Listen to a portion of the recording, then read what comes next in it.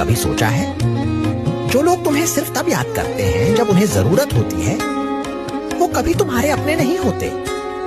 आजकल रिश्ते दिल से नहीं, काम से बनते हैं। जब तक तुम किसी के काम आते हो, तब तक ही तुमसे रिश्ता निभाया जाता है। और जैसे ही तुम ना कहना शुरू करते हो, लोग तुम्हें ही खराब कह देते हैं।